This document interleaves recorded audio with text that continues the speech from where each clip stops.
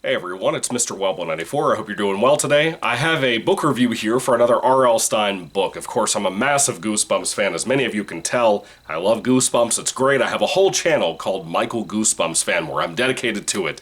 This is a very 1990s, late 80s book. I don't even know when this book came out. It might have been the year 1990 for all I know, so just acknowledge that the tie-dye shirt is for this.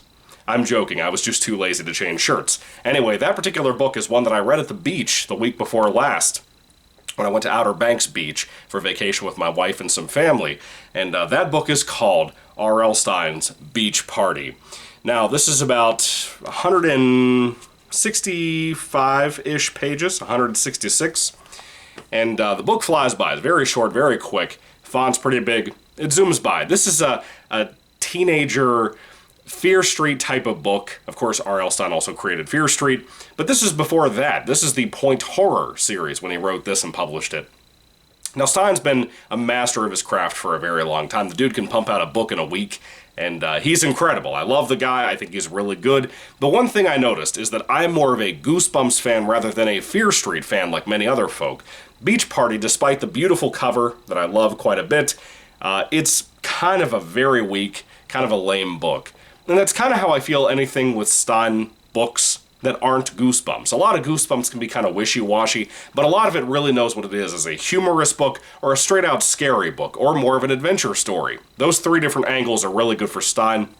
When he's doing Point Horror, or when he's doing Fear Street, he typically sticks with kind of a murder mystery, or just kind of a mystery type of thing. Nothing really supernatural. This book is a great example of one that's not really supernatural at all.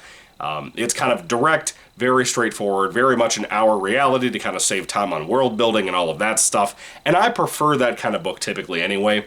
Even though I do, the older I get, like some fantasy stuff in video games and whatever, I find myself when it comes to books being more engaged with something that's very direct and very serious. So, with Stine, I really love him. This book was not for me. If I was a teenager reading this book, I feel like I would have liked it a lot more. It's clearly aimed towards that audience, especially back in the day. Not so much now. It's inoffensive, it's very, very straightforward, it's very direct, it's very safe, even. There's not really even that much murder in this book. Maybe a couple? Maybe a couple in the entire read. But let me get to the actual book itself. What is Beach Party about?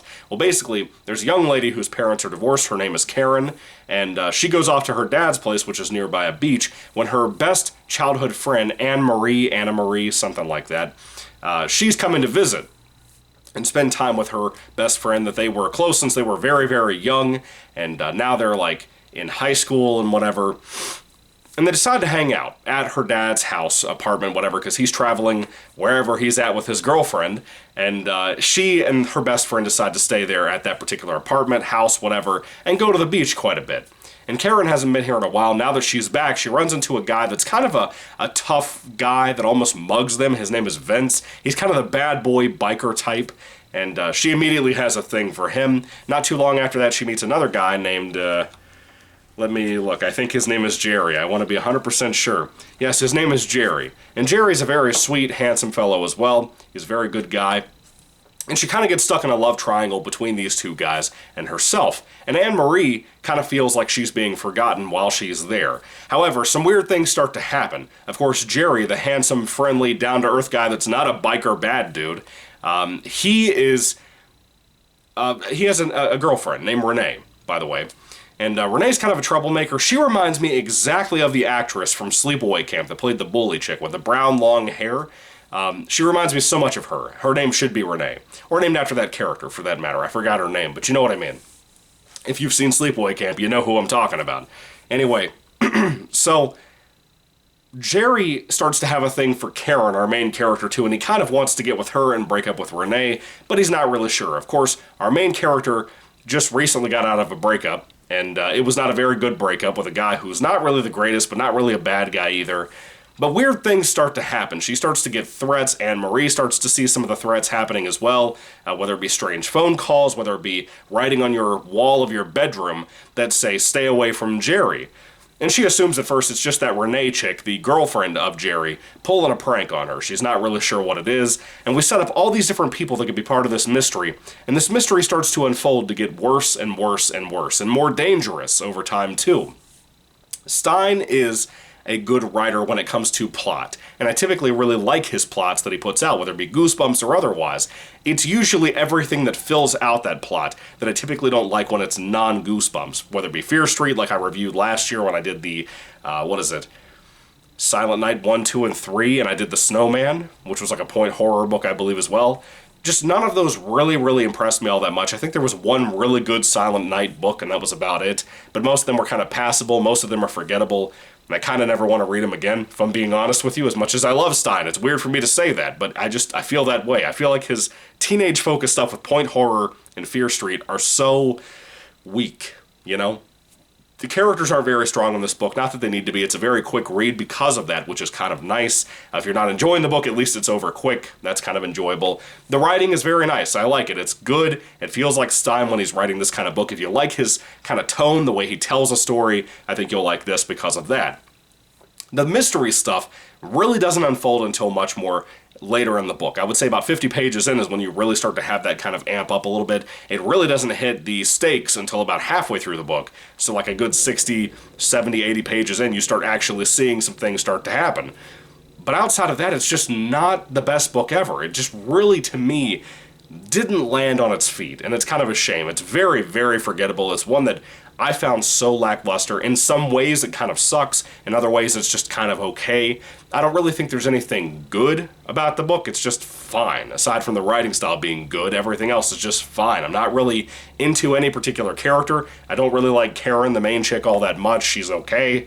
The best friend, Anne-Marie, is okay. Everybody's just okay. Everybody's just a group of teenagers who hang out at the beach and party at the beach, pretty much.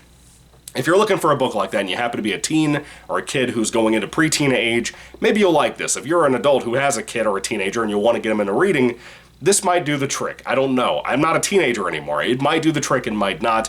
I don't think it was that great. It's not on the level or caliber of something like Scream, but then again, what is? You know what I mean? So I don't really know who to recommend this to. It has an audience and a demographic it wanted to go to. Whether it succeeds there or not, I can't really tell you. But for me, overall, as an adult who grew up on Stein, who loved Stein most of his life, this didn't work for me, overall. But Beach Party was fine. It's kind of underneath average. It's not really fine at that point, I guess, but it's somewhere in that ballpark of not being that great. It's very 1990s, which I grew up in the 90s. Of course I love that. Of course.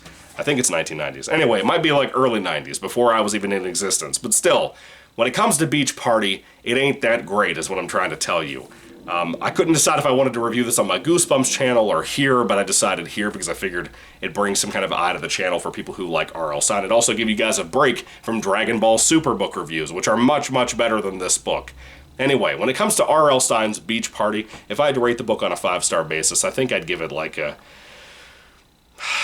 God, I don't want to do this to Stein. I don't want to do this. I'd give it like a 3 out of 5 stars. Mainly because there's a twist at the end that kind of threw me for a loop, but it's pretty weak. It's pretty weak sauce, man. It's very average, very underneath average, depending on what aspect of the book we're talking about. But it was fine. It was very fine. Just really not that engaging, really not that interesting. The mystery wasn't even that engaging, so it's kind of a shame. Overall, when it comes to Beach Party, what do you guys think about it? Have you read it? What do you think about it? Do you love it? Do you hate it? Do you think it's just okay like I do?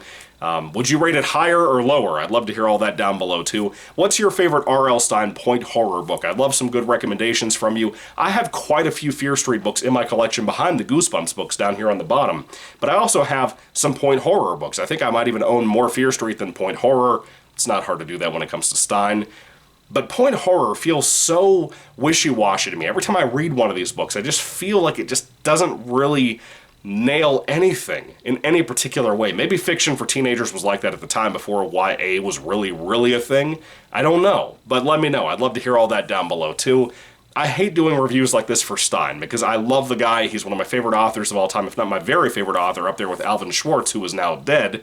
But he's incredible, and he's still putting out books to this day, whether it be Fear Street, whatever that one monster Goosebumps knockoff thing he's doing. They have like a movie coming out called like Zombie Town or something, I don't know, Zombieville. He's still doing Goosebumps books, he still does a bunch of stuff now. The guy's incredible. He's a workhorse, and I love and respect the man. But anyway, Beach Party. What'd you think about it? Put your thoughts and comments down below. Thank you all for watching, guys. Again, God bless you all. Again, and goodbye.